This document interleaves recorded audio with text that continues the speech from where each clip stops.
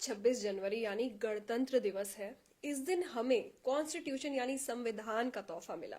इतने साल हो चुके हैं लेकिन अब भी अवेयरनेस कहीं ना कहीं हमें कम नजर आती है। आज के पॉडकास्ट में हम 26 जनवरी के बारे में बात करने वाले हैं। हमारे साथ हैं नोएरा शेख जी, जो खुद सोशल वर्कर है, एंटरप्रेन्योर है। आज हम उनके व्यूज लेंगे, उनकी लाइफ के बारे में भी जानेंगे और उनसे जानेंगे कि कॉन्स्टिट्यूशन किस तरीके से चलता है। सबसे पहले तो वेलकम नोएरा जी। जी, कैसी हैं आप? मैं ठीक हूँ।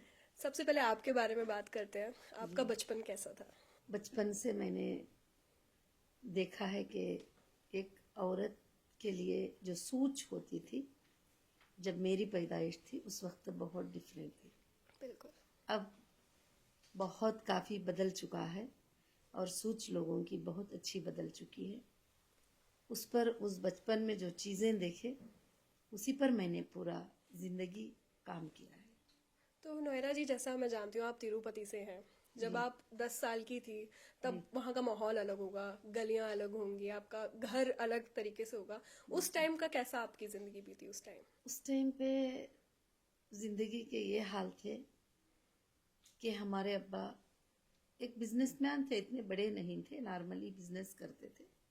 मगर घर की, हमारे बड़ों की, हमारे सारे जितने रिश्तेदार हैं उनकी सोच ये थी कि जैसे लड़की पैदा होती है तो फौरन चेहरे पे एक बदलाव आ जाता था। और जो लड़की पैदा होती है, हमारे घर में तो ऐसा माहौल तो नहीं था, मगर जो आसपास जो छोटा जो विलेज था जहाँ मैं पैदा हुई, कल्लूर हमारा विलेज है और चित्तूर डिस्ट्रिक्ट में है। फिर उसके बाद मेरे बचपन में थोड़ी बड़ी होने के बाद दिनों में हम तिरुपति आ गए थे। अच्छा। वो जो विलेज था उस वक्त वहाँ की वो सोच थी कि लड़की जैसे पैदा होती है तो लड़की का कोई अधिकार ही नहीं है। जैसे उसे होश भी संभलने आता है तो 2 साल 3 साल की भी होती है, तो जब से उसे बोलना ही ये सिखाया जाता है कि तू लड़की है, तू कुछ नहीं कर सकती, तू एक जगह जाना है, तू हमारी नहीं है। बिल्कुल, हर चीज उस में। तरह से ये बातें जो है मैं सुनती थी, ये बातें मेरे दिल को बड़े छू जाते थे कि जो साथ के लड़के होते थे उनको ऐसा कहा जाता था कि जैसे तुम हमेशा इस घर के हो, इस घर में रहने वाले हो, इस घर के वारिस हो, इस घर में तुम्हारा सब कुछ है। मगर ये जो लड़की होती है, इसका ये तो कहीं ना कहीं एक दिन जाना है। या तो इसको 10 तोले सोना दे के भेज देंगे, या 5 तोले सोना दे के भेज देंगे, या कुछ पैसे खर्च करना है, कुछ पैसे इसके लिए जमा कर लो, कुछ सामान इसके लिए जमा कर लो, कुछ कपड़े इसके लिए जमा कर लो, ताकि इसको भेजने के भी लिए एक बहुत ही बड़ा एक बोझ वाली बातें मैं बिल्कुल, सुनती थी पराया बचपन धन। में। वो बातें मेरे दिमाग को बहुत ज्यादा जो है इफेक्ट करते थे कि क्यों इस तरह बोला जाता है। घर के अंदर जब लड़के को बोलते हैं कि ये तो यहाँ हमेशा रहने वाला है, तुम थोड़े दिन में चले जाने वाली हो। यही बातें मुझे बहुत ज्यादा इफेक्ट करके, और उन बातों से मैंने लड़कियों को अवेयरनेस लाने के लिए, लड़कियों में तालीम लाने के लिए, और हर कोई जो उस वक्त के लोग थे वो कोई ज्यादा पढ़ाई नहीं जानते थे और उन बच्चियों को 12 साल में 13 साल में शादी कर देते थे। उनकी जिंदगी पसंद या नापसंद उनको कोई मतलब ही नहीं, बस उनकी जिंदगी ऐसे ही गुजर जाती थी। उस जिंदगी में, उस माहौल में ऊपर वाले ने मुझे पैदा करके मेरे जहन में डाला कि तुम इनके इंसाफ के लिए लड़ो और इनके इंसाफ के लिए काम करो और इनके इंसाफ के लिए ये करो। सबसे पहले जो मैं मुस्लिम कम्युनिटी में थी तो ज्यादातर दबाव अपनी कम्युनिटी में डालते थे, बिल्कुल। क्योंकि लड़की बाहर नहीं निकल सकती, स्कूल नहीं जा सकती, पढ़ाई नहीं पढ़ सकती, एजुकेशन नहीं कर सकती। इस तरह की बातें मेरे दिल पर बहुत बड़े दबाव डालते थे। मगर उस वक्त से मेरी जिंदगी की शुरुआत एक औरत होकर, एक लड़की होकर क्या कर सकती है, ये दिखाने का एक चैलेंज मेरे अंदर उसी वक्त आ गया था। उसी पर मैंने काम किया। मेरा बचपन ऐसा गुजरा कि बस ऐसा होता था। उस टाइम पे ज्यादा लाइटिंग उजाले नहीं होते थे, स्ट्रीट लाइट होते थे, छोटे छोटे स्ट्रीट लाइट होते थे।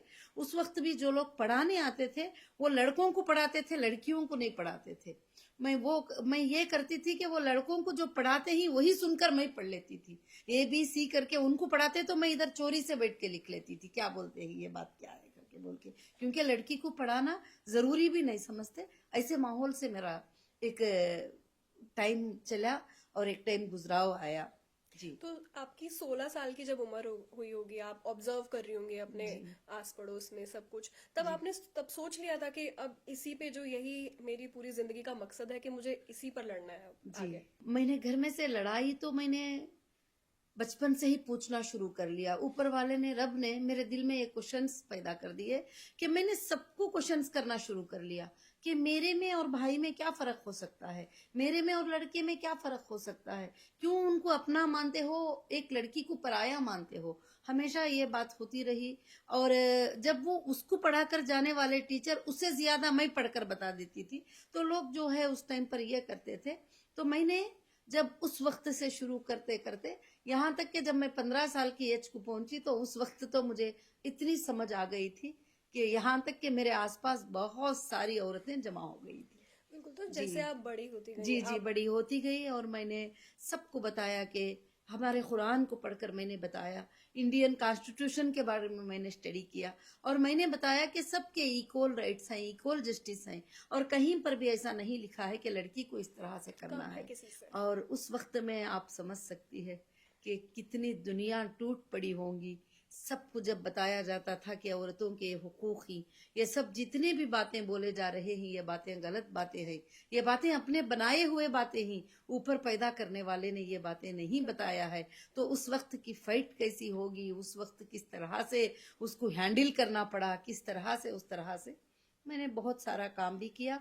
और फिर उसके बाद मेरी जिंदगी शुरू हुई उसी से। अगर बात इसमें हम स्ट्रगल की करें, देखिए समझाना बहुत मुश्किल होता है कि पढ़ाई की इम्पोर्टेंस क्या है, पढ़ाई सिर्फ तुम्हारे लिए एक जरिया है, सर्वाइवल है। जी तो तब आपने कैसी स्ट्रगल्स फेस करी, कैसे आप समझा पाई लोगों को, लड़कियों को, कि शादी से बढ़ो, आगे बढ़ो?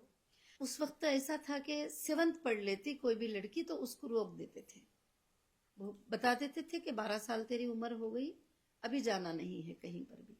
तो मैंने सबसे पहले अपनी कम्युनिटी के लड़कियों को समझाना शुरू कर लिया कि हम जा सकते हैं, हम पढ़ सकते हैं, हम पढ़ाई कर सकते हैं। अगर ये नहीं भी भेजेंगे तो फिर हम जाके पढ़ेंगे और हम इनसे बात करेंगे। बात करेंगे। तो घरों में उनके माँ बाप को समझाना, उनके बड़ों को समझाना, उनकी पढ़ाई के लिए कोशिश करना, ये सब कुछ काम मैंने शुरू कर लिया।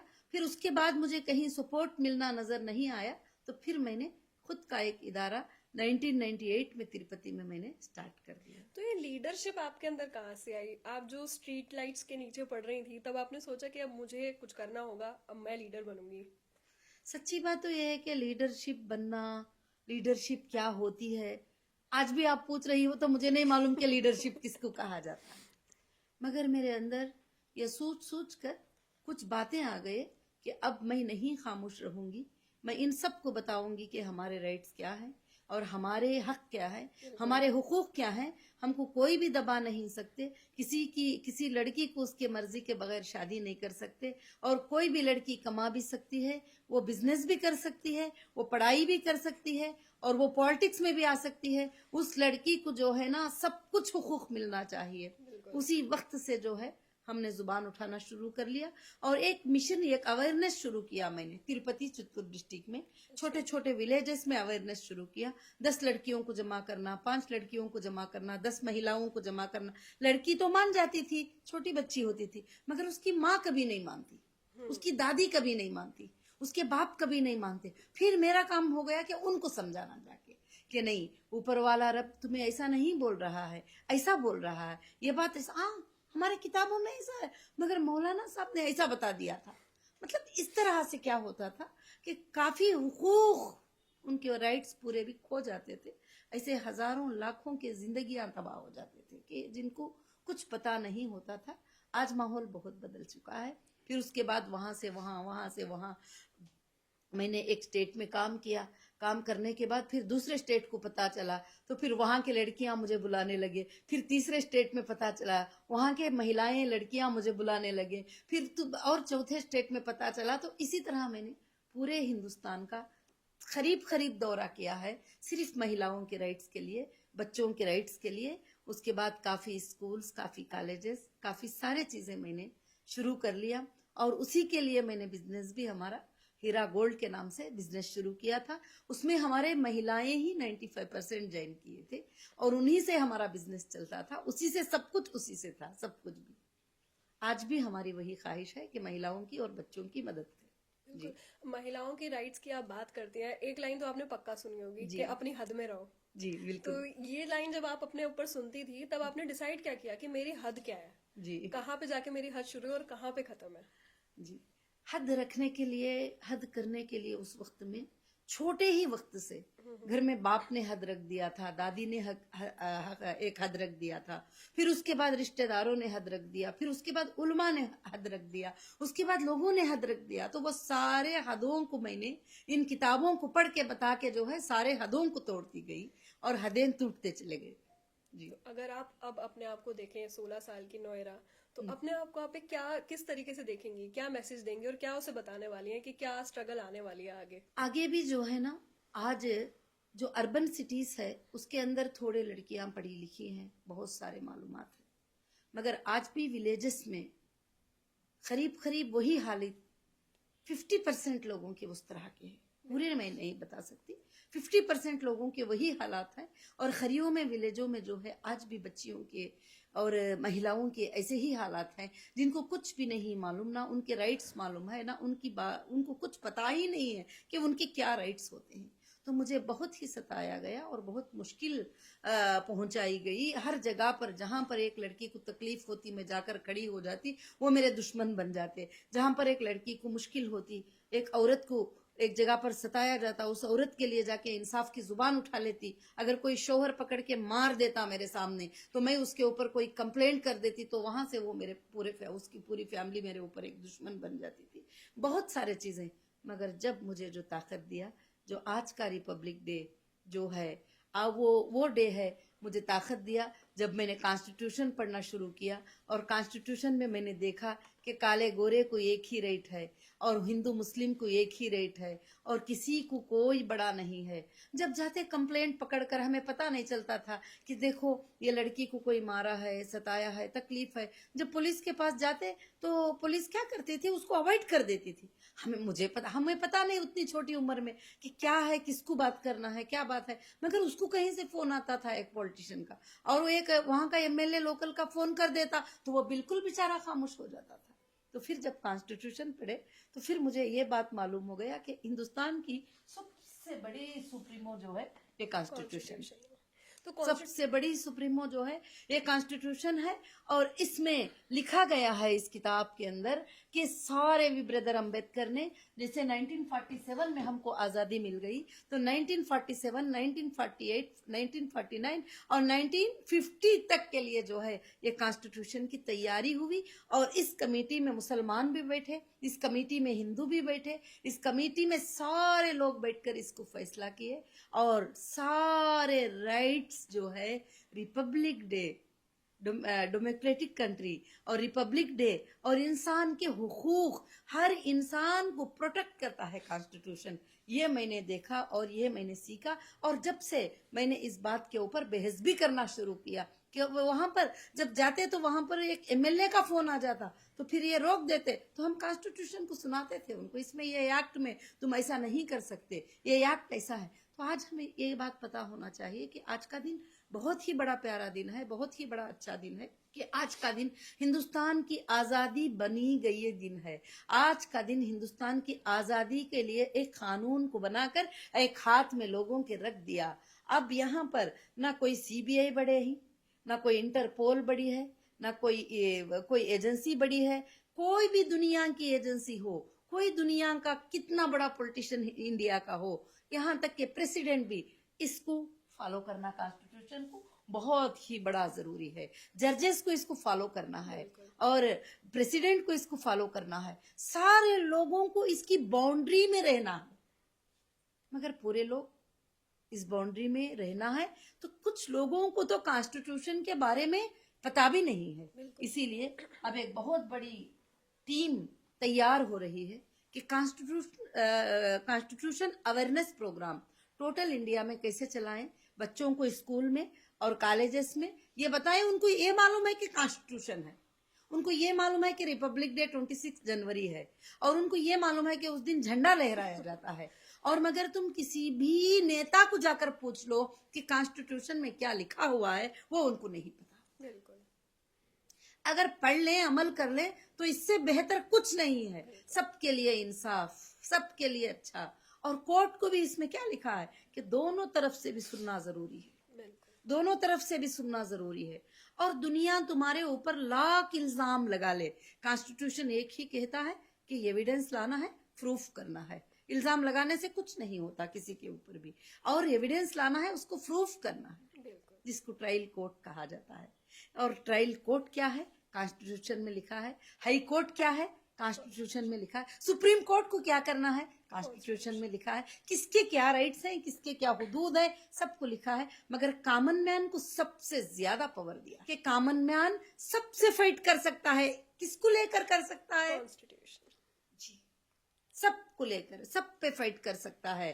कॉन्स्टिट्यूशन को लेके फाइट कर सकता है कि कॉन्स्टिट्यूशन में ऐसे लिखा है, तो सबके सर झुक जाते हैं वहां पे। फिर उसके बाद कोई बात आगे नहीं आती। अगर कॉन्स्टिट्यूशन नहीं तो कुछ भी नहीं। कुछ भी नहीं। हाँ, काफी बिल पास हुए, मगर लोगों के अच्छाई के लिए पास हुए। अब जैसे महिलाओं की बिल पास हुई, 33% रिजर्वेशन बिल पास हुई। अब इसको इम्प्लीमेंट कौन करना है? महिलाएं करना है। महिलाएं आगे आना है, हिस्सा लेना है। अभी आपको भी पता होगा कि अब काफी लड़कियां, यंग लड़कियां भी जो है पॉलिटिक्स में आ रहे हैं, बिल्कुल। और हर लोकसभा जगह में जा आ रहे हैं, राज्यसभा में आ रहे हैं, और हर जगह पर जो है लड़कियों को जो है काफी एक ये हो जाती है। तो इस तरह से इसमें मर्द औरत को एक हुकूक है, बराबरी दी काले जाती है। गोरे को बराबरी का हुकूक है। किसी को ना ज्यादती है, किसी को ना कमी है। मियाँ बीवी के हुकूक भी, दोनों के भी कोई जो भी है, नहीं, कोई भी ये नहीं है, सब एक है कॉन्स्टिट्यूशन में। तो कॉन्स्टिट्यूशन सबसे ज्यादा बेहतर है। अगर 6 फंडामेंटल राइट्स की बात करें जो हमारे सिटीजन होने पे जी, सबसे ज्यादा इम्पोर्टेंट होती हैं, तो वो कौन सी होती हैं? बहुत फंडामेंटल राइट्स में आर्टिकल 21, आर्टिकल 32, आर्टिकल 19, आर्टिकल, बहुत सारे आर्टिकल्स हैं जो लोगों को राइट्स देते हैं। मगर बहुत सारे आर्टिकल्स हैं जो लोगों को सजा देते हैं, वो भी जरूरी है। बिल्कुल। क्योंकि जो गुनेगार होता है, जैसे जो गुनेगार होता है, जो चोर होता है, जो गलत होता है, उसको सजा मिलना भी जरूरी है, बिल्कुल। ताकि वो आगे के इंसान को नुकसान ना पहुंचाए, और आगे उसके जरिए से लोगों को नुकसान ना पहुंचाए। वो भी बिल्कुल से बिल्कुल जरूरी है। तो इसलिए, मगर कभी भी लोग ये ना समझे कि इल्जाम लगते ही जो है उनके ऊपर जो है फौरन कार्रवाई से हो फौरन जाएगी। के उनको सजा लग जाएगी। ऐसा नहीं है। इंडियन कॉन्स्टिट्यूशन बहुत परफेक्ट है, और इंडियन कॉन्स्टिट्यूशन से आगे कोई भी नहीं है। और वो सारा सुना जाता है कोर्ट में, सारी चीजें। तो मुझे लीगल करीब करीब 2018 तो आज भी फेस कर रही हूँ, क्योंकि मैंने जुबान उठाया, मैंने बिजनेस किया, मैंने सारे चीजें किया। तो मुझे काफी चीजें, फिर उसके बाद मैंने ऑल इंडिया महिला एम्पावरमेंट पार्टी को लॉन्च किया, तो मुझे सीधा अरेस्ट कर लिया गया और बहुत सारे इल्जाम लगाए गए। तो कितने भी इल्जाम लगा लो, मगर एक ट्रस्ट, एक भरोसा है कि कॉन्स्टिट्यूशन सही इंसान को सजा नहीं देता। ये भरोसे से पीठ पीछे ये किए बगैर आज भी जो है उस पर फाइट होती रहती है। क्योंकि 25 लाख महिलाएं हमारे मेंबर हैं, तो वो महिलाएं देख रहे हैं कि क्या होता है। औरतें आगे बढ़ते हैं तो उनको किस तरह से दबाया जाता है। मगर मैं उन सबको बताती हूँ कि मत डरो, क्योंकि एक दिन इंसाफ जरूर जीतेगी। तो जैसा आप बता रहे हैं कि आपको फंसाया गया, आपने एमएलए की भी बात करी, जी, तो जब कोई अथॉरिटी किसी सिटीजन के साथ गलत करती है, तो तब सिटीजन क्या कर सकता है? सिटीजन बहुत, देखो, इतना कॉन्स्टिट्यूशन इतना प्यारा बना है कि अगर अथॉरिटी सताती है तो उसके लिए ह्यूमन राइट है। बिल्कुल। वो ह्यूमन राइट में जाके कंप्लेंट दे सकता है कि देखो मेरे साथ इलीगल हरास हो रहा है, और वो हाई कोर्ट को जा सकता है, और वो सुप्रीम कोर्ट को जा सकता है, और वो अपनी बाधाएं उनके सामने रख सकते हैं। तो जरूर उनको एक ना एक जगह से उनको जरूर से जरूर इंसाफ मिलेगी। और एजेंसी भी बनती है तो उसको भी कॉन्स्टिट्यूशन के अंडर ही काम करना है। जब वो आगे चले जाते हैं तो उनके लिए भी बहुत ड्यूटी, कंडीशन, बॉन्डिंग बहुत सारे उनके लिए है कि तुम उनके लिए, जब एक बंदा अरेस्ट होता है तो इंडियन कॉन्स्टिट्यूशन उसकी सेफ्टी कैसे करते हैं कि उसके अगर औरत है तो उसके साथ 2 महिलाएं रहती हैं, कंटिन्यू कंटिन्यू रहती है। अगर वो इन्वेस्टिगेशन में भी होती है तो साथ में बैठी रहती है। ये बहुत सारे लोगों को पता नहीं होता है और वो समझते हैं कि जैसे अरेस्ट हो गए तो बस बहुत सारी चीजें हो जाते हैं, उनको ऐसे बात करते हैं, मर दें, वो करते हैं, बहुत सारी चीजें, गंदी बातें भी बहुत सारी बोलती हैं। मगर क्या है कि दो महिला पुलिस उनके साथ रहती है और उनके खाने का ख्याल रखा जाता है, उनके पानी का ख्याल रखा जाता है, सब कुछ कॉन्स्टिट्यूशन में। यहाँ तक कि जब उनको जेसी में जेल में रखते हैं तो जेल में भी उनको हुकूक दिए जाते हैं, मगर हुकूक को पूरे कंप्लीट नहीं किए जाते। इसमें हुकूक दे दिया कि सालन कितने ग्राम देना है, राइस कितने ग्राम देना है, ओढ़ने के लिए बिस्तर क्या देना है, सोना कैसा है और कितनी जगह उनके लिए चाहिए, एक वॉशरूम कितने लोग यूज कर सकते हैं, बहुत सारे चीजें जो है ये कर दिया। मगर पाबंदी से चलाने वाले ने, पूरे लोग नहीं, कुछ लोग जो है पैसे बचाने के लिए जो मिलते हैं तो गलत करते हैं, कुछ लोग अच्छा चलाते हैं। और एजेंसीज में भी सब लोग खराब नहीं होते हैं और उसमें कुछ लोग होते हैं कि सही रहो बुरा रहो, हमने पकड़ लिया है और इसको सजा दे दो।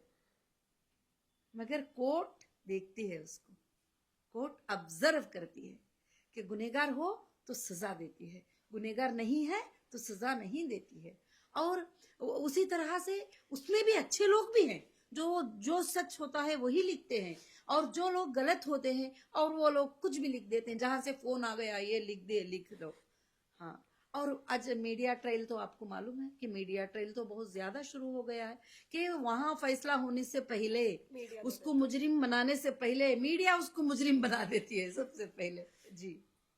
तो जैसे हम बात करें आर्टिकल 14, 19 और 20, यस ये ऐसे आर्टिकल्स हैं जो आपको सबसे ज्यादा राइट देते हैं। यस, इसमें साफ लिखा है कि सब बिल्कुल। बराबर है।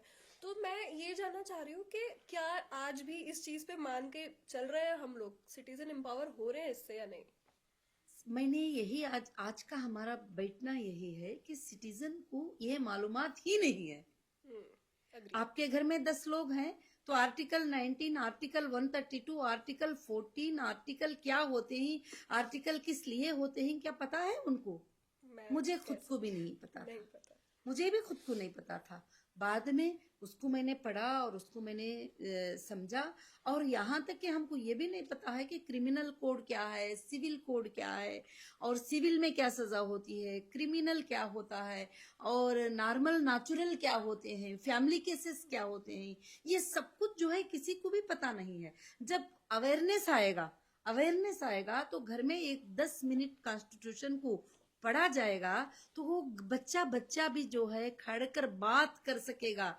अगर अभी आजकल क्या हो गया है, कोर्ट्स भी कुछ जगह पर एक बाजार की तरह हो गई। क्यों?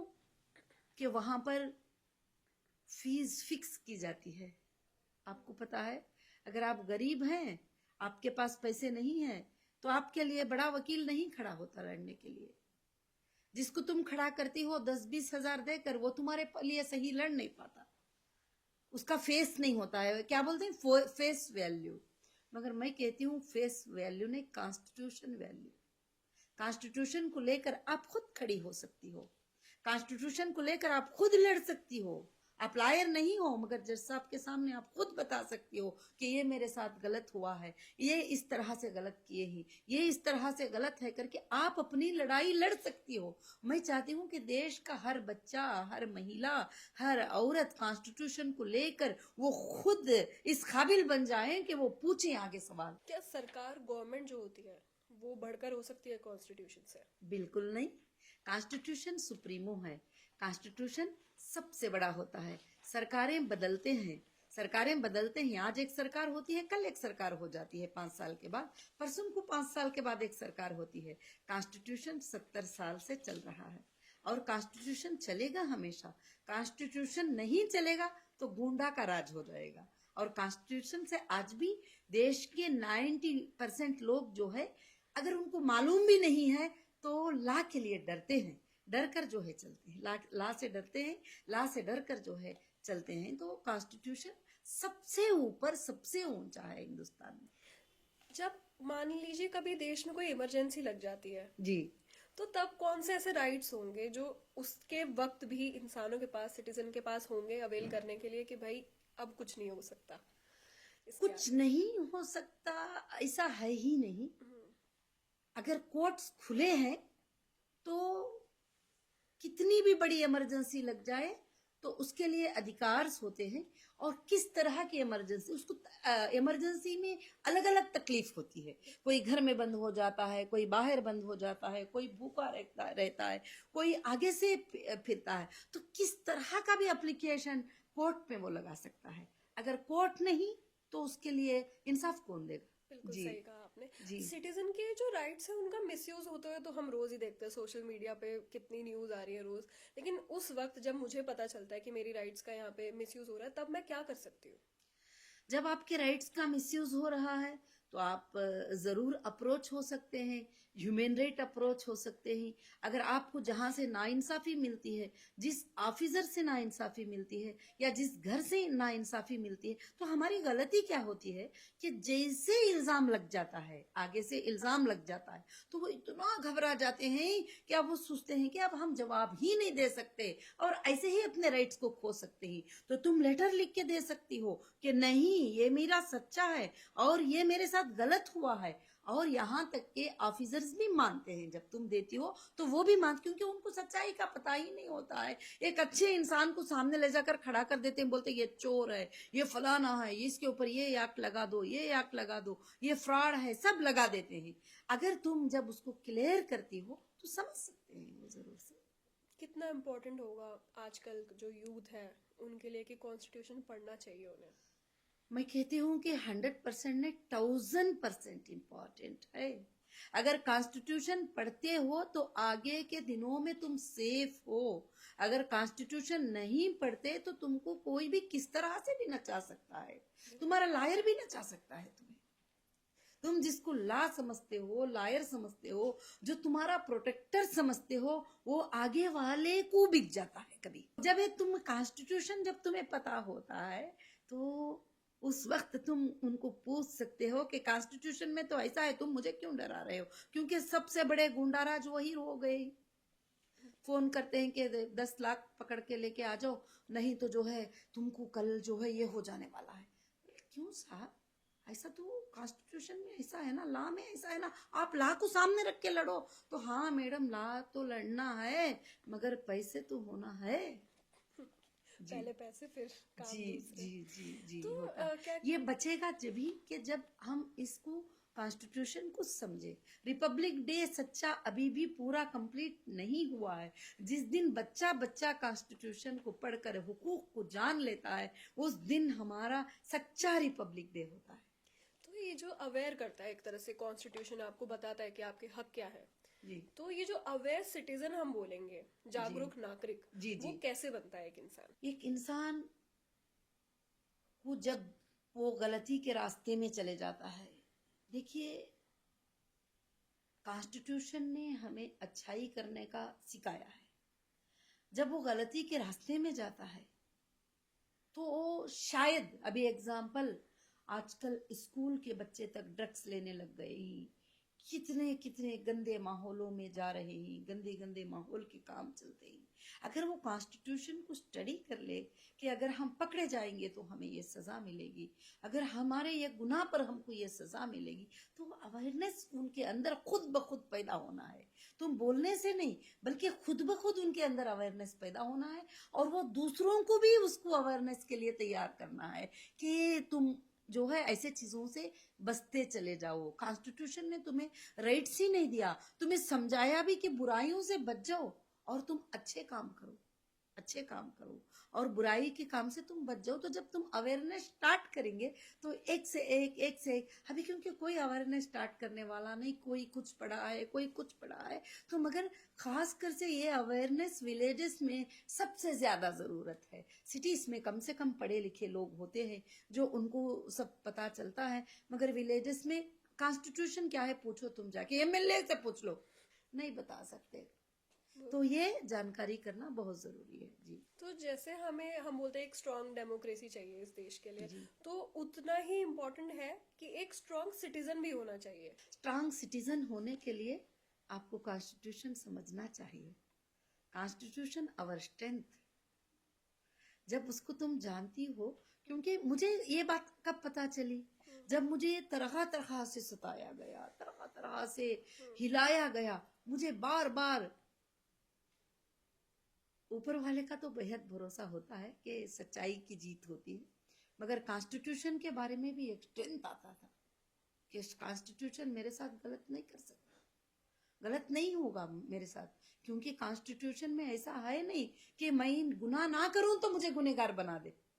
ये एक जो है सिखाया जाता था। अब हम चलते चलते चलते ऐसे बन गए कि अब हमको आगे से वकील फोन करते हैं तो हम वकील को बोलते हैं कि ये ला ऐसा होता है, ये ला ऐसा होता है, ये सबमिशन तुम ऐसे करना है। हाँ, हमको घुमा फिरा के बात करने की भी कोशिश करते हैं कि हाँ ये ऐसा हो जाएगा, कल ऐसा है, ऐसा नहीं, ऐसा कुछ नहीं हो सकता, ये बात ऐसी है।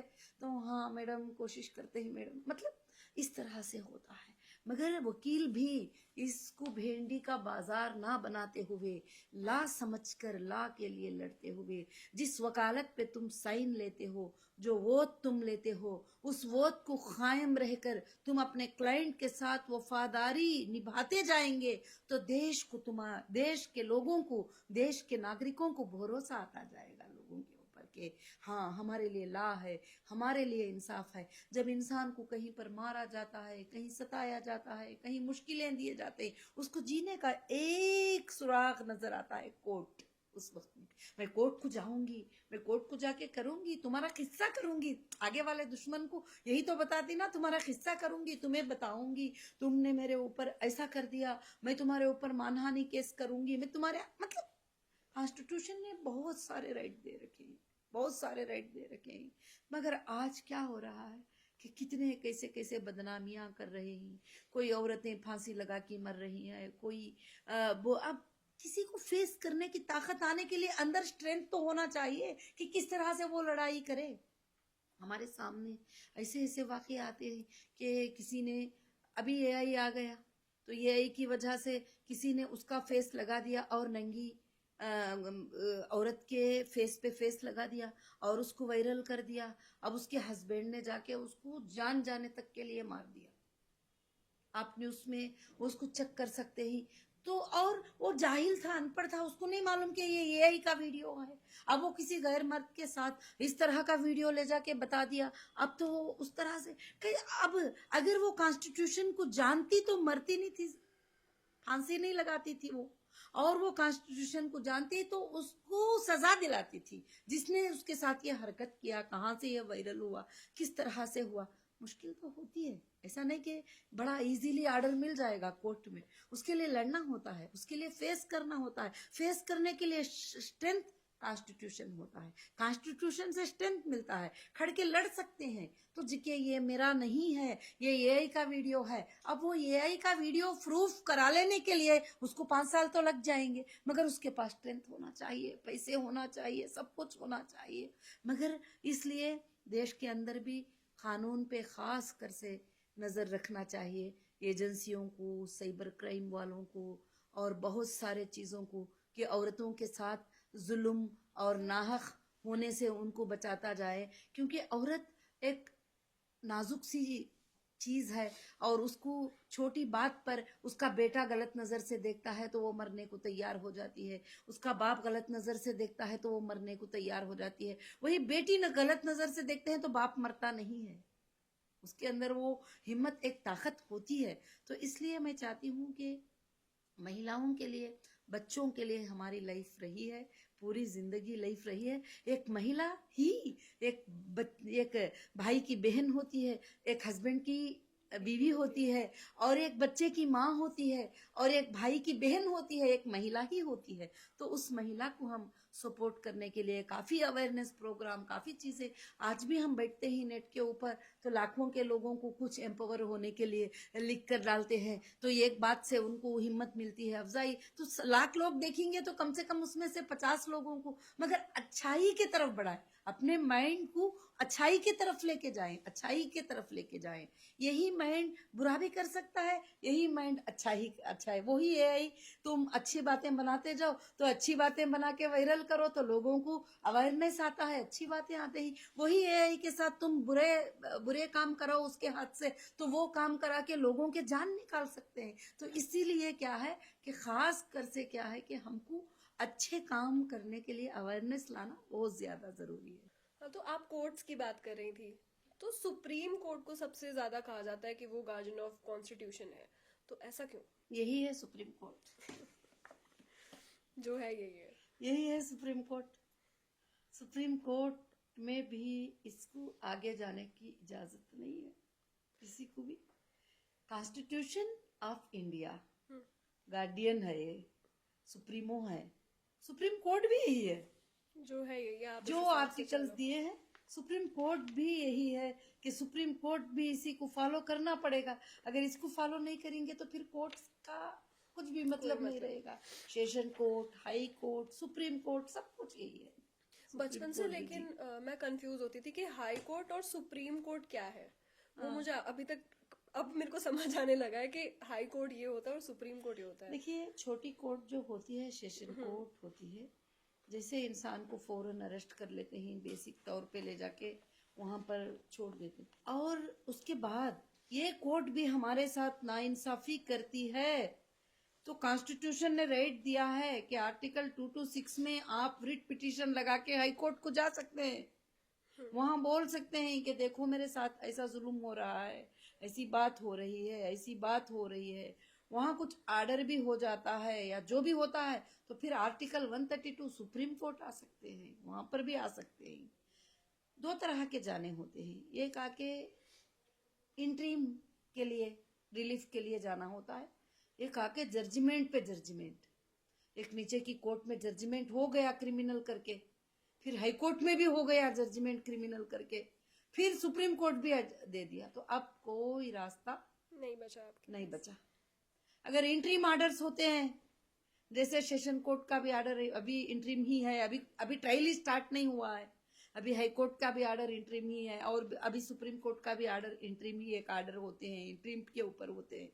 तो वो इंटरिम जो है ऑर्डर्स हैं कोर्ट के, और एक जजमेंट होते हैं जो फाइनल जजमेंट, वो जजेस को बहुत सोच कर देना पड़ता है, बड़ा सोच कर देते हैं कि किसी ना इंसाफी को, किसी ना बेगुनाह को हम सजा तो नहीं दे रहे हैं, हम किसी को ना हक से अंदर तो नहीं कर रहे हैं।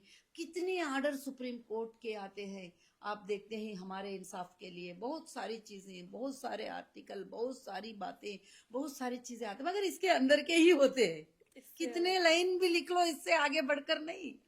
कितने लाइन भी लिख लो, वो कॉन्स्टिट्यूशन के होते हैं। इसलिए अगर वो तुमको, अगर तुम उसको जानती हो, अगर तुम उसको पढ़ती हो, तो तुम अगर कोई गलत भी जजमेंट हो गया, क्योंकि जजेस भी कभी इंसान होते हैं, उनसे भी लिखने में या कहीं पर रजिस्ट्रार के हाथ से टाइपिंग में मिस्टेक हो जाती है, तो या बोलने में भी हो जाता है, तो फिर आर्टिकल रिस्ट्रक्चर कराने का भी आता है, वहां रिस्ट्रक्चर तक जजमेंट को करने का आता है, और बोलने को फिर वापस उसको मॉडिफिकेशन के ऑर्डर ही, बहुत सारे चीजें।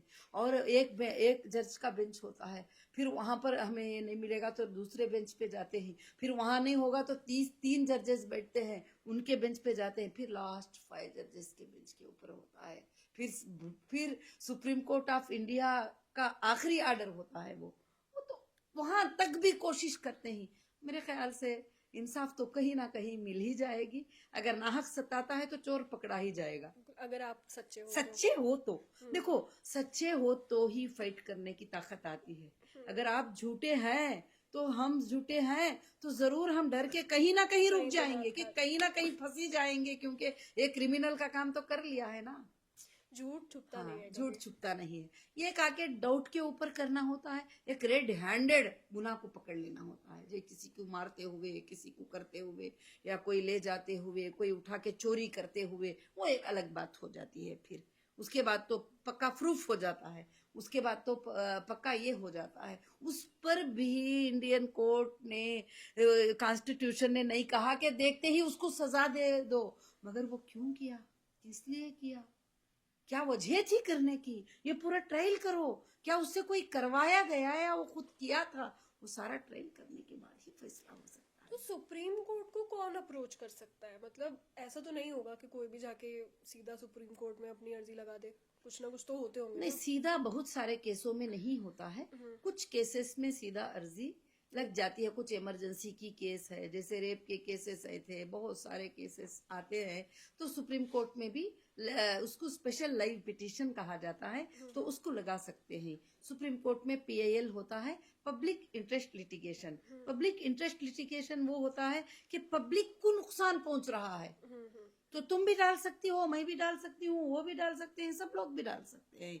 पब्लिक इंटरेस्ट लिटिगेशन जो पूरी पब्लिक को नुकसान की बात है, यहाँ पर पूरी औरतों को नुकसान की बात है, पूरे स्कूल के नुकसान की बात है, पूरे देश के फलाने लोगों की नुकसान की बात है, ये तो पब्लिक इंटरेस्ट लिटिगेशन में चले जाएगा। कोई प्राइवेट रहेगा तो ये पब्लिक इंटरेस्ट लिटिगेशन में जाएगा। रिट पिटीशन होगा तो वो तुम अपने हक के लिए अपने लिए लड़ अच्छा, सकती ये हो। पर्सनल हो गया पिटीशन, और जी जी पीआईएल हो गया जी। कि जब आप सबके हक की बात जब करते हैं। सबके हक की बात करते हो तो आप पीएएल पे चले जाओगी।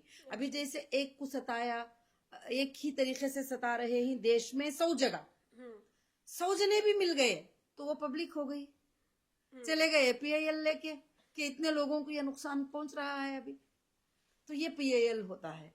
ये चीफ जस्टिस के सामने चले जाता है, सीधा सीधा चले जाता है, ये नीचे की कोर्ट वो नहीं। पीआईएल डायरेक्ट वहां पर भी चले जाता है, हाई कोर्ट में भी, हाई कोर्ट स्टेट के लेवल का है तो हाई कोर्ट में चले जाता है। अगर इंडिया लेवल में होता है ये पूरे लोगों के लिए, तो फिर वो सुप्रीम कोर्ट को चले जाता है। तो पीआईएल अलग है, रिट पिटीशन अलग है, और उसके साथ साथ जो भी पिटीशन, बहुत सारे पिटीशन ही, रिट पिटीशन अलग है। कंपनसेशन, कोई आपको नुकसान पहुंचा दिए और आपको इतना बड़ा नुकसान हो गया कि उनकी सताने की वजह से या उनके रोकने की वजह से, चाहे वो ऑफिसर्स भी रहो, कॉन्स्टिट्यूशन कहता है कि तुम कंपनसेशन डाल सकती हो उनके ऊपर, तुमको राइट है उसके ऊपर डालने का। तो इस तरह से जो है ना, ये अलग अलग है, पीआईएल अलग है और ये सब अलग अलग राइट्स हैं। कई बार ऐसा होता है कि गवर्नमेंट कोई गलत डिसीजन ले लेती है, तो कोर्ट आता है, सुप्रीम कोर्ट आता है, वो उस चीज को पलट देता है। कई बार ऐसे केसेस हमने देखे भी हैं हिस्ट्री में कि हुई हैं ये चीजें। तो कैसे होता है ये होता ऐसे है कि जब गवर्नमेंट भी है तो कॉन्स्टिट्यूशन से आगे नहीं जा सकती। अगर कॉन्स्टिट्यूशन के अंडर में कोई ऐसी बिल पास कर ली गवर्नमेंट जिसमें सारी पब्लिक के लिए नफा है, तो कोर्ट मान जाएगी उसकी बात को, तो वो बिल को भी रद्द करने का अधिकार कॉन्स्टिट्यूशन को है। अगर कोई गवर्नमेंट एक बिल ऐसी पास करती है जो कॉन्स्टिट्यूशन को भी खिलाफ जा रही है, पब्लिक के भी खिलाफ जा रही है, पब्लिक को लॉस भी उससे हो सकता है, तो फिर उसको सुप्रीम कोर्ट को राइट दिया गया है कि वो रोक सकती है। कई बार ऐसा हमने देखा भी कहा है। बिल्कुल, कई बार ऐसे बिल्स जो है पलट गए और कई बार ऐसे बिल पास भी हो गए, और वो अगर लोगों को भलाई चलती है तो वो बिल को पास कर देती है सुप्रीम कोर्ट।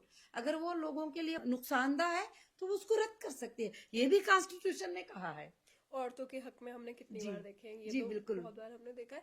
जुडिशियल रिव्यू एक वर्ड होता है जी। तो इसका क्या मतलब होता है, ये कब यूज किया जाता है? रिव्यू पिटीशन भी होता है, रिव्यू ही नहीं, रिव्यू पिटीशन भी होता है कि एक बंदे के बारे में ऐसा बोल दिया, एक बंदे के बारे में किसी ने ऐसा बोल दिया, ऐसे बोल दिया, या ऐसे ऐसे जजमेंट हो गए, तो उसको एक बार फिर से रिव्यू करके देखो, फिर उसके बाद फिर उसको रिव्यू करो।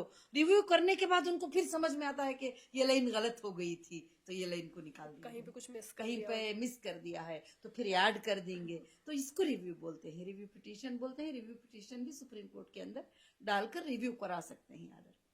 तो कोर्ट जो है देखा जाए तो वो सब कुछ कंट्रोल करता है, सबके लिए सुप्रीम कोर्ट कंट्रोल करता है, पुलिस सुप्रीम को कोर्ट भी। से ऊपर कोई भी नहीं है। बिल्कुल। सुप्रीम कोर्ट भी कभी कॉन्स्टिट्यूशन से ऊपर नहीं जा सकता, सुप्रीम कोर्ट भी कॉन्स्टिट्यूशन में ही जाएगा, वही हैप्पी रिपब्लिक डे है। तो कैसे पुलिस को और एजेंसीज को भी कोर्ट मतलब कंट्रोल कर लेता है, क्योंकि ये काफी बड़ी चीज है। कोर्ट के सामने एजेंसीज कुछ भी नहीं है।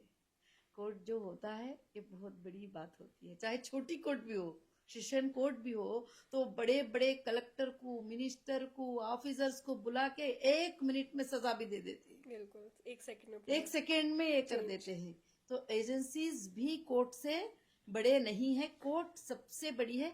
कोर्ट कॉन्स्टिट्यूशन को चलाने के ये है, supreme court of India constitution of India है। वो एक तरह से उसे चला रहा है। जी जी, चला रही कॉन्स्टिट्यूशन को। अगर नीचे की कोर्ट कॉन्स्टिट्यूशन को क्रॉस कर रही है तो हाई कोर्ट ऑब्जर्वेशन कर रही है, अगर हाई कोर्ट भी क्रॉस कर रही है तो सुप्रीम कोर्ट ऑब्जर्वेशन कर रही है। ये लास्ट दरवाजा है हमारे लिए। तो इसमें एक वर्ड बहुत मैंने देखा है यूज होते हुए, कंटेम्प्ट ऑफ कोर्ट। जी, तो इसका क्या मतलब होता है? कंटेम्प्ट ऑफ कोर्ट क्या होता है कि कोर्ट ने कोई ऑर्डर दे दिया, लोग जो है उसको माने नहीं भड़क गए। और भड़क गए। और या ऑफिसर्स भी हैं, उनको भी आर्डर होता है तो वो भी भड़क जाते हैं, तो देखा वो है। भी उस पर अमल नहीं करते, तो फिर उसके ऊपर कोर्ट को अधिकार है कि उनको सजा दे दे 6 महीनों की। मान लीजिए मैंने कोई कंटेम्प्ट ऑफ कोर्ट किया है तो वो मुझे सजा मिल सकती है इस चीज पे, मिल सकती है, क्यों नहीं मिल सकती जी। गलत होने के बाद। गलत होने के बाद। और अगर नहीं, आप उसका सच्चाई प्रूफ करेगी, उसके लिए नोटिस आएगी और उसका आप रिप्ले पेस्ट करेगी और सब कुछ करेगी, तो फिर उसके बाद आपका कुछ ये नहीं रहेगा तो ये कहीं ना कहीं जुडिशियल डिले हम इसे बोलेंगे। जी। तो ये डेमोक्रेसी पे इसका क्या फर्क पड़ता है? जुडिशियल डिले इसलिए है कि हमारे देश में लॉ सर्विसेज बहुत कम है। अभी लॉ सर्विसेज और हमारे बच्चों को, हमारे यूथ को बहुत ज्यादा सिखाना जरूरी है। बिल्कुल। फिर भी कोर्ट ने कई डिसीजन अच्छे ले लिए हैं और कई केसेस फाइनेंशियल मैटर लोक अदालत में एक एक बार में 100 केसेस को फिनिश करना सब कुछ कर दिए। नहीं तो एक एक केस 40 साल भी चलता जा रहा है। बिल्कुल 27 साल हाँ, 28 साल। अब आइंदा के दिनों में एक पीएल सब मिलकर डालेंगे कि कोर्ट में केस जो है इतने दिन में ये केस खत्म होना चाहिए, इस टाइप का केस होगा तो सिर्फ इतने ही दिन में उसकी सच्चाई और ये होना चाहिए। और वो भी कॉन्स्टिट्यूशन में है, वो भी है, उसकी भी लिमिट है, चार्जशीट डालने की एक लिमिट है और इन्वेस्टिगेशन की भी लिमिटेशन है, बहुत सारे चीजों की लिमिटेशन कॉन्स्टिट्यूशन ने बता दिया कि इतने लिमिट में एजेंसी इन्वेस्टिगेशन कर देना है। किसी को अरेस्ट कर लिया, किसी को अंदर डाल दिया, तो 90 डेज से ज्यादा नहीं, 90 डेज के अंदर चार्जशीट को सबमिट कर देना है।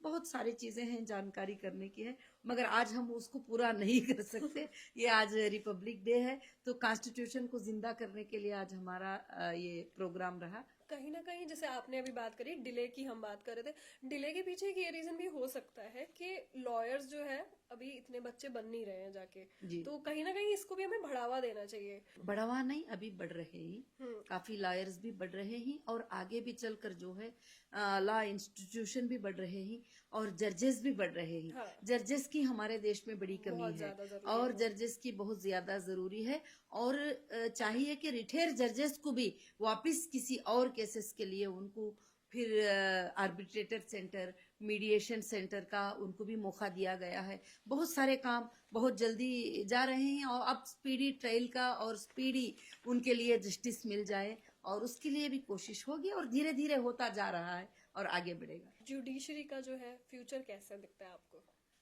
जुडिशरी का फ्यूचर ही फ्यूचर है और जुडिशरी ही इंडिया है और उसकी फ्यूचर आगे चलकर अच्छी बनेगी। और काफी बच्चों के अंदर अब अवेयरनेस आ गया है कि जो भी बच्चा, अभी मैंने पहले हमारी फैमिली में 10 बच्चों को पूछती, बेटा तुम क्या बनना चाहते हो, तो एक बच्चा कहता हम डॉक्टर बनना चाहते हैं, हम इंजीनियर बनना चाहते हैं, हम फलाना बनना। अब 5 बच्चे बोल रहे हैं हम लॉयर बनना, 5 में से एक बच्चा बोलता है मैं जज बनना चाहता हूँ। तो इसका मतलब जो है कि काफी अच्छे चेंजेस आएंगे और काफी अच्छे सर्विसेज भी मिलेंगे। एक फैमिली में भी एक लॉयर का रहना, उसकी पूरी फैमिली को कॉन्स्टिट्यूशन का पता चल जाएगा। ह्यूमन राइट्स की कहीं ना कहीं जो लॉयर का काम होता है वो ह्यूमन राइट्स को प्रोटेक्ट करने का काम होता है। जी। तो आपको क्या लगता है कि किस तरीके से जो है हम as a citizen human rights को प्रोटेक्ट कर सकते हैं? और ह्यूमन राइट्स को हम हर तरह से प्रोटेक्ट कर सकते हैं। कहीं भी आपको लगता है कि इंसानियत को नाइंसाफी हो रही है, तो अगर वो केस पुलिस की हद तक का है तो पुलिस को जाके कंप्लेंट देके हम लोग उसको हिफाजत कर सकते हैं। अगर पुलिस उसकी सपोर्ट नहीं कर सकती है तो ह्यूमन राइट्स में जाके उसको हम इंसाफ दिला सकते हैं। वहां नहीं इंसाफ मिलती है, कोर्ट को जाकर भी उसको इंसाफ दिला सकते हैं। बहुत सारे जगह कोशिश तो कर सकते हैं, तो उसमें 100 लोगों के लिए कोशिश करें तो 50 तो प्रोटेक्ट हो ही जाएंगे, 70 तो प्रोटेक्ट हो ही जाएंगे।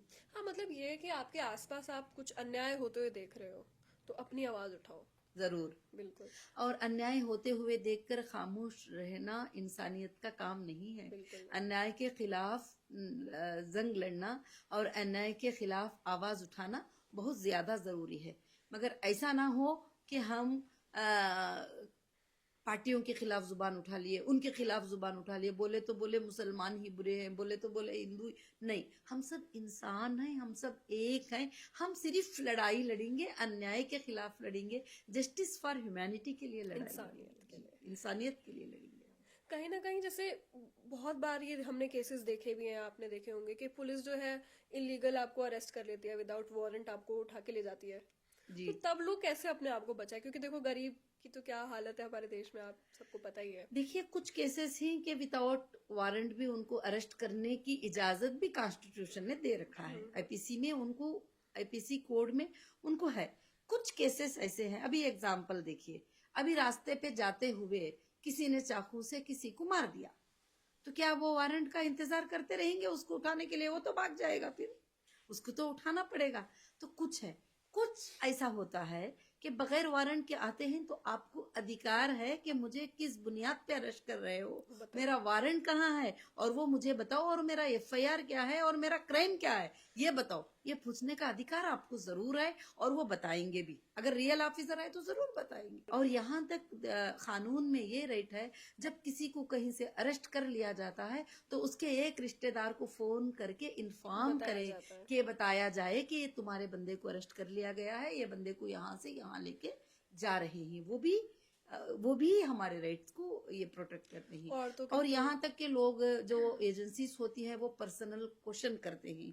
मैं ये बात खास बोलना चाहती हूँ, क्योंकि क्वेश्चन करते हैं तो बहुत लेडीज कहती हैं कि पुलिस में जाएंगे तो वो पर्सनल पूछेंगे, वो पूछेंगे। पहले का पर्सनल क्वेश्चंस को आप जो आंसर करना चाहती हो कर सकते हो, जो नहीं करना चाहते हो तो प्रेशर नहीं डाल सकते, क्योंकि पर्सनल लाइफ ही हमारी लाइफ है, पर्सनल लाइफ ही हमारा प्रोटेक्शन है।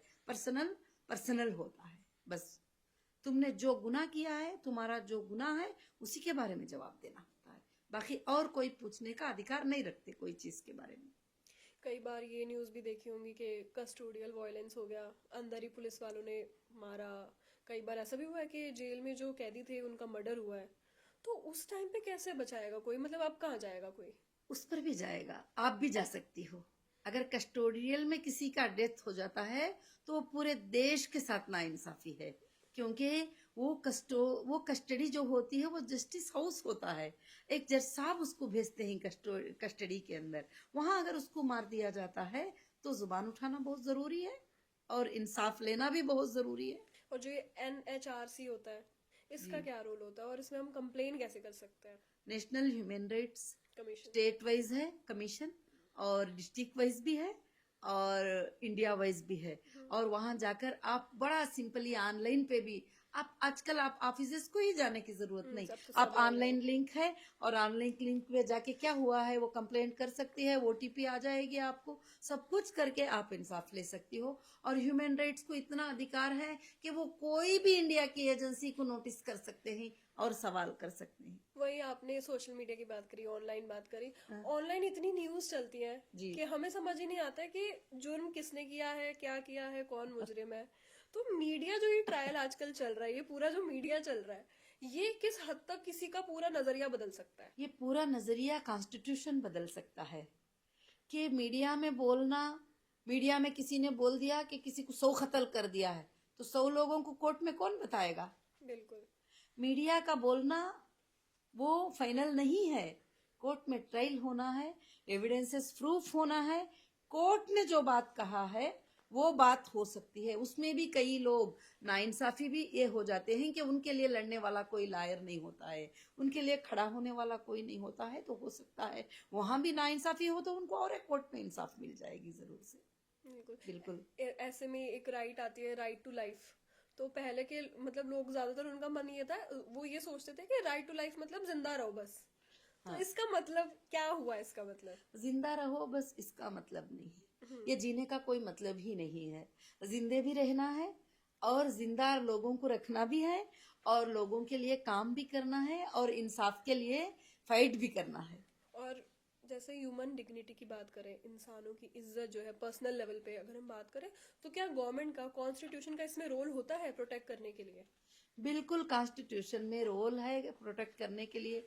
अगर कोई आपकी इज्जत को हार्म चाहती किया है। और हार्म किया, आपको किसी ने बेइज्जती किया, आपको किसी ने बेइज्जती की बातें की, आपने वो काम नहीं किया और किया भी है, तो दूसरे को बेइज्जती करने की राइट हक नहीं नहीं है। है, बिल्कुल। आपको मानहानि केस लगाने का अधिकार कॉन्स्टिट्यूशन ने दिया है कि आपका लेवल क्या है, आपने कितनी बात किया है, और कितना आप पे जुर्माना लगेगा।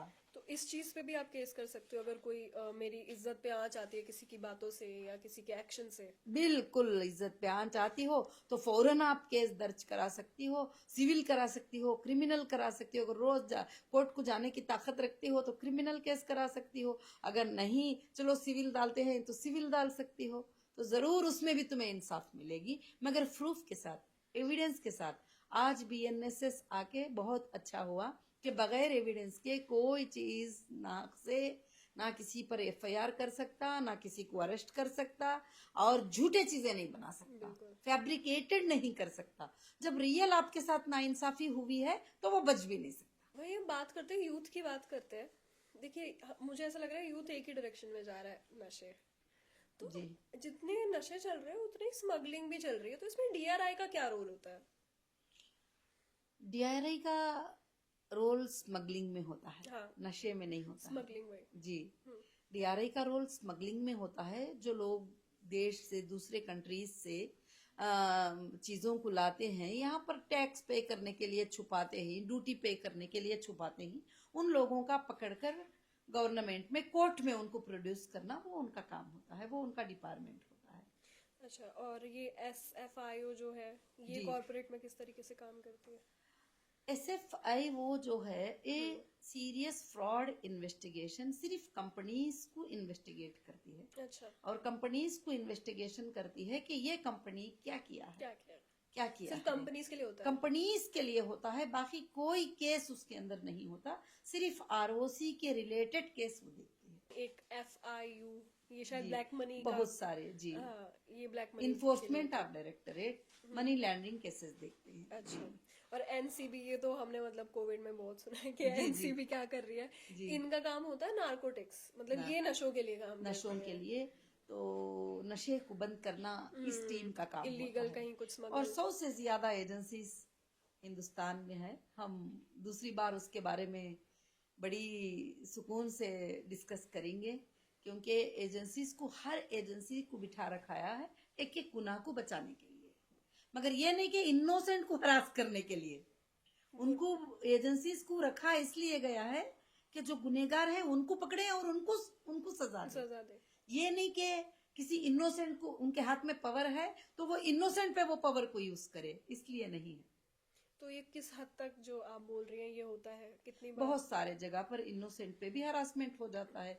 कोई जाता है दुश्मनी निकालना चाहता है तो बीवी शोहर पे दुश्मनी निकालती है, शोहर बीवी पे दुश्मनी, मगर वो साबित होने में टाइम लग जाता है ना। इनोसेंट भी हरास होते ही, मगर इनोसेंट कभी ना डरे कि अगर आप इनोसेंट हैं तो आपको कोर्ट कभी सजा नहीं दे सकती, आप बचेंगे उसमें। बस आपको पता होना चाहिए कि आप आपको पता होना चाहिए कि आप कि आपने किया है क्या नहीं किया है। तो वही करप्शन की बात करें, भ्रष्टाचार की बात करें, मतलब ये तो आप घर से बाहर निकलेंगे आपको भ्रष्टाचार दिखेगा, हर जगह दिखेगा। ये सिस्टम में लेकिन रह क्यों पा रहा है? क्योंकि देखिए इंडिया कितनी बड़ी कंट्री है, यहाँ पे इतने पुलिस है, सब कुछ, उसके बावजूद हमारा देश मेरे को लग रहा है सबसे आगे भ्रष्टाचार में भी होगा। जी, जी, नहीं, भ्रष्टाचार में होता है बहुत सारे। उसके लिए भी कॉन्स्टिट्यूशन ने, उसके लिए भी एक एजेंसी है, एसीबी, एंटी करप्शन ब्यूरो। आपको राइट हर जगह दिया गया है। आपसे किसी ने पैसे मांग लिया, आपको किसी ने पैसे दिए बगैर, मैं तुझे इंसाफ नहीं करूंगा बता दिया, या कुछ भी किया, तो उसके लिए भी एक एजेंसी है। तो वहां आप कंप्लेंट कर सकते हैं और वो एजेंसी चेक करेगी, देखेगी क्यों आपके साथ नाइंसाफी हुई है। अगर वहां सबसे ज्यादा भी नहीं होती है तो सीबीआई, सेंट्रल ब्यूरो इन्वेस्टिगेशन, जब पूरा देश थक जाता है, समझ में नहीं आता है, तो सीबीआई भी है जो वो इन्वेस्टिगेट करके देखेगी क्या मुजरिम को रियल में सता रहे हैं, क्या नाहक से सता रहे हैं, क्या इसमें ऑफिसर इन्वॉल्व है। अच्छा, तो कहीं ना कहीं ये है कि आपके साथ अन्याय नहीं होने वाला। अन्याय नहीं होने वाला है, मगर आप में लड़ने की ताकत होना जरूरी है। आपको लड़ने की ताकत नहीं तो आप पीछे हो जाओगी। तो इसलिए क्या है कि हमको भरोसा है कॉन्स्टिट्यूशन पे कि हमें नाइंसाफी नहीं होगी, तो हम हर जगह भी रास्ता रखा है, कहीं ब्रेक होने नहीं दिया है हमको। तो ये डेमोक्रेसी को प्रोटेक्ट करना हाँ जी, एक एक नागरिक की जिम्मेदारी क्यों है? जी, डेमोक्रेसी को प्रोटेक्ट करना नागरिक की जिम्मेदारी इसलिए है कि हम इस देश के नागरिक हैं, इस देश के नागरिक हैं। ये देश जो है एक गुलदस्ते के मानिंद है। जैसे गुलदस्ते में वाइट फूल होते हैं, ऑरेंज फूल होते हैं, रोज फूल होते हैं, सब मिलकर जाके एक गुलदस्ता बनता है, वैसे ही हिंदुस्तान है। और हिंदुस्तान में मुस्लिम, हिंदू, क्रिश्चियन, सिख, ईसाई बहुत सारे लोग जो है मिलजुल के प्यार मोहब्बत से रहते हैं। और कहीं पर पॉलिटिकल उनको लड़ाने की कोशिश करते हैं, मगर उसके बावजूद भी जो है वो नहीं हो पाता। और फिर भी मोहब्बतें बांटने का देश है हमारा, मोहब्बतों का पैगाम देने का देश है जी। इंसानियत जब तक इंसानियत का मानेंगे पैगाम देने का देश है। तो कहीं ना कहीं सिटीजन बचा रहा है, डेमोक्रेसी को प्रोटेक्ट कर रहा है। बिल्कुल। तो उसी तरीके से देश का फ्यूचर कैसे एक नागरिक के हाथ में होता है? एक नागरिक के हाथ में नहीं होता है। जब एक नागरिक ये चाहता है कि पूरे देश को बदलना है, पूरे देश में इंसाफ लाना है, पूरे देश में जो नाइंसाफी हो रही है उसको बदलना है, अगर वो सोच लेता है, वो ताकत रखता है, तो वो देश को बदल सकता है और देश उसके हाथ में आ सकता है, क्योंकि उसकी आवाज ही देश होती है और देश उसे सपोर्ट करता है, देश उसे साथ देता है जब वो देश का नागरिक देश की प्रोटेक्ट करता है। और वो सूचना इस कॉन्स्टिट्यूशन ने सबको अधिकार दे दिया है। एक छोटा सा बिजनेस व्यापारी भी ये सोच सकता, ख्वाब देख सकता है कि मैं इस देश का प्राइम मिनिस्टर बन सकता हूँ, मुझे राइट है, ये ख्वाब देख सकता है। वो सोच सकता है, अगर वो काम करने पे खड़ा हो गया तो कर भी सकता बन भी है, सकता बन भी सकता है। उसको रोका नहीं गया है कि तेरी हैसियत ये होना चाहिए, तेरा ये होना चाहिए, तू ऐसा होना चाहिए, वो नहीं चाहिए, ऐसा नहीं। तो सबको राइट्स जो है एक देता है। एक देश के नागरिक में वो ताकत है जो पूरे देश को चेंज कर सकता है, देश वो है। तो कहीं ना कहीं डेमोक्रेसी तो क्या, मैं तो बोलूंगी आजकल हम सबकी जिंदगी में मीडिया एक बहुत इंपॉर्टेंट रोल प्ले कर रही है। जी। डेमोक्रेसी में लेकिन किस तरीके से ये आगे बढ़ रही है, इसको बदल रही है? मीडिया डेमोक्रेसी में बिल्कुल नहीं है मेरे ख्याल से, क्योंकि काफी आर्डर सुप्रीम कोर्ट के, हाई कोर्ट के आर्डर्स हैं कि ये मीडिया में जो बोली गई बातें हैं ये को कहीं भी नहीं माना एविडेंस जाएगा। माना नहीं जाएगा। और मीडिया कॉन्स्टिट्यूशन से बिल्कुल अलग है। आज हमारी बात कॉन्स्टिट्यूशन पे हो रही है, तो मीडिया जो होती है, मीडिया को आज कहा जाए तो मीडिया तो बिकाऊ है। सच्ची बात कहा जाए तो मीडिया जिसके फेवर में बात करना चाहे उसी के फेवर में, एक चैनल आपके फेवर में बात कर रहा है, एक चैनल मेरे फेवर में बात कर रहा है, हम दोनों एक सही हो गए। चैनल, हाँ बिल्कुल। कहीं ना तो कहीं पहले फोर्थ पिलर ऑफ डेमोक्रेसी कहा जाता जी था मीडिया को, जी जी। क्योंकि मीडिया जो बोलेगी। नहीं, आज भी सही सहाफी हैं, आज भी लोग सही आर्टिकल लिखने वाले हैं, आज भी सही चैनल चलाने वाले हैं, मगर सोशल मीडिया आकर इलेक्ट्रॉनिक मीडिया का बहुत सारा दुकान ही बंद हो गया है। सोशल मीडिया में आपको खुद राइट है कि आप जाकर मोबाइल पकड़कर 2 मिनट में एक वीडियो डालती है कि मेरे साथ ये हो गया है, तो तुम्हारे साथ पब्लिक हो जाती है। अब मतलब आप सच अगर बोल रहे हो कि जी, झूठ बोल रहे हो वो बाद में वो देखेंगे। बात में देखा जाएगा। तो आप बोल रहे हो, सच बोल रहे हो, झूठ, मगर आपको भी राइट है, आपको भी राइट है। जब सोशल मीडिया आ गया है तो सोशल मीडिया से आपके हक को भी इजाजत है कि आप उसमें सच्ची बात कर सकते हैं और सच्ची बात बता सकते हैं। तो मीडिया का ट्रायल कोर्ट का ट्रायल बिल्कुल नहीं नहीं माना है। कोर्ट ट्रायल बिल्कुल डिफरेंट है, ये मीडिया ट्रायल नहीं है जी। तो इंडिया का जो जुडिशियल सिस्टम है उसको हम वर्ल्ड में किस नंबर पे हम रैंक कर सकते हैं? नंबर का तो फिलहाल मुझे याद नहीं है, मगर मैं मोर देन 54 कंट्रीज विजिट कर चुकी हूँ, मगर हिंदुस्तान से प्यारा देश कहीं भी नहीं है। और किसी भी देश में एक मसलक को जगह है, एक मजहब को जगह है। किसी भी देश में, बहुत सारे देशों में अपने ही पॉलिसीज को पॉलिसी माना जाता है। डेमोक्रेसी भी हिंदुस्तान नहीं है। एक ऐसा देश है जो डेमोक्रेटिक है, और हिंदुस्तान इतना बड़ा मुल्क है कि 200 कंट्रियां, 150 कंट्रियां मिलकर एक हिंदुस्तान है। बिल्कुल। और इसीलिए हम बचपन से भी पढ़ते आ रहे हैं कि सारे जहां से अच्छा हिंदुस्तान हमारा। कहीं ना कहीं हमारे इंडिया के कॉन्स्टिट्यूशन को सबसे ज्यादा स्ट्रॉन्गेस्ट और कॉन्स्टिट्यूशन कहा सबसे जाता है। ज्यादा हिंदुस्तान में पीस है, जिसकी वजह ये कॉन्स्टिट्यूशन है। ये कॉन्स्टिट्यूशन ने हमें सिखाया है कि आप हिंदू मुस्लिम मत बोलो, आप कलरों पे मत जाओ, गोरा काला मत बोलो, और सबको एक ही राइट है, सबको एक ही जस्टिस है, सबको एक ही है। अगर किसी एमएलए ने गुनाह कर दिया, उसको भी वही सजा है। किसी एमपी ने गुनाह कर दिया, उसको भी वही सजा है। किसी ऑफिसर ने गुनाह कर दिया, उसको भी वही सजा है। किसी नॉर्मल इंसान ने वो गुनाह किया तो उसको भी वही सजा है। और किसी को भी बड़ा छोटा होने की वजह से सजा की कमी पेशी नहीं हो सकती। और सबके लिए भी जो है कॉन्स्टिट्यूशनल राइट है, और सबके राइट्स एक ही हैं, इक्वल है राइट। कहीं ना कहीं हमने ये तक सुना है कि जो ब्रिटिश हमारा कॉन्स्टिट्यूशन था उस टाइम पे, वो कॉपी पेस्ट कर दिया गया है अभी, और लोग अभी भी वही मान के चल रहे हैं। ये वो लोग होते हैं जिनको कॉन्स्टिट्यूशन की इल्म नहीं होता है। कभी इन्होंने एक पेज खोल कर भी इसको नहीं देखा होता है कॉन्स्टिट्यूशन को। ये वो लोग होते हैं ऐसी बातें करते हैं। मगर कॉन्स्टिट्यूशन इंडिया के बेस पे बना है, इंडिया के कमिटी ने बनाया है, और कॉन्स्टिट्यूशन बनने के लिए 4 इयर्स टाइम लगा है। सैल्यूट है ब्रदर अंबेडकर को। सबके लिए सोच कर ब्रदर अंबेडकर ने कॉन्स्टिट्यूशन को जो है तैयारी की है। मगर तैयारी उन्होंने किया है, मगर इसमें मेहनत सारे टीमों की मेहनत थी। सब इसके अंदर बैठते थे, कई डिस्कशनें हुए कि ये रूल को हम कैसे बनाएं। जब ब्रिटिश वाले भाग गए और ब्रिटिश को भगा दिया गया और देश हमारे हाथ में आ गया 1947 में, तो फिर देश के रूल्स को अलग से बनाया गया। वही रिपब्लिक डे है, वही जनवरी 26 है, वही हैप्पी रिपब्लिक डे है, वही कॉन्स्टिट्यूशन का बर्थ ऑफ डे है। तो फाइनल मैसेज अगर आपको मैं बोलूँ कि यूथ के लिए क्या होगा आपका? मेरा फाइनल मैसेज यूथ के लिए है कि देश का हर यूथ कॉन्स्टिट्यूशनल अवेयरनेस लाए और रिपब्लिक डे में वापस उसको एक बार रिवाइज करें। और सारे यूथ को मैं ये कहती हूँ कि आगे चलकर हमारे देश में प्रेम और मोहब्बत को बांटे, और जो कॉन्स्टिट्यूशन हमें बताता है कि हम उसको याद सब रखें। एक हैं, उसको याद रखें। और उसको याद रख के जो है उस पर हम जिंदगी को बड़ी हैप्पी से गुजारने की कोशिश करें। अब जो हालात आते जाते हैं कोर्ट्स के वगैरह, सब कुछ कॉन्स्टिट्यूशन पे भरोसा रखकर फाइट करें उसको। तो नोएरा शेख जी, आपसे बात करके मुझे बहुत अच्छा लगा, बहुत वैल्यूज मिली।